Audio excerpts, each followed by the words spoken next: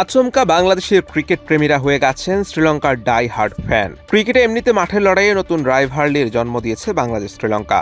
দুই দলের লড়াইকে ডাকা হয় নাগিন ডার্বি নামে। সামাজিক যোগাযোগ মাধ্যমেও দুই দলের সমর্থকদের মাঝে কথার লড়াই নিয়মিত ঘটনা। তবে আফগানিস্তান শ্রীলঙ্কা ম্যাচের আগেই দেখা যাচ্ছে ভিন্ন দৃশ্য।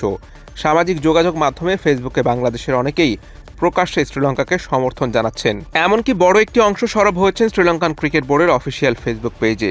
শ্রীলঙ্কান ক্রিকেট বোর্ডের অফিসিয়াল ফেসবুক পেজে শেষ কিছু পোস্টের প্রায় সবগুলোতে বাংলাদেশি ক্রিকেট ভক্তদের উপস্থিতি চোখে পড়ার মতো। এমনকি সেটা এতটাই যে একটি পোস্টের কমেন্টের স্ক্রিনশট নিজেদের স্টোরিতে শেয়ার দিয়েছে তারা। সেখানে কমেন্ট করা সকলেই বাংলাদেশি, সবার মন্তব্য অনেকটা একই ঘরানার, শ্রীলঙ্কাকে ভালো খেলার আহ্বান।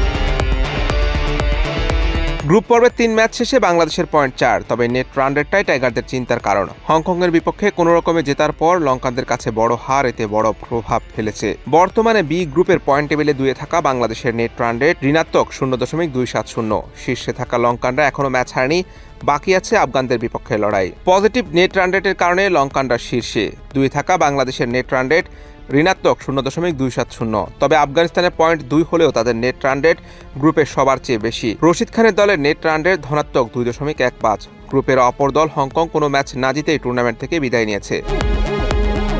আফগানরা ন্যূনতম ব্যবধানে জিতলে বাংলাদেশের সুপার 4-এর স্বপ্ন শেষ হয়ে যাবে, যে কারণে আজকে শ্রীলঙ্কা আফগানিস্তানের মধ্যকার ম্যাচে নিশ্চিতভাবে হাসারাঙ্গা মেন্ডিসদের জয় চাইবে বাংলাদেশ। আবার শ্রীলঙ্কা বড় ব্যবধানে হারলেও তাদেরও বিপদ আছে। এক্ষেত্রে সুপার 4-এ উঠবে বাংলাদেশ ও আফগানিস্তান।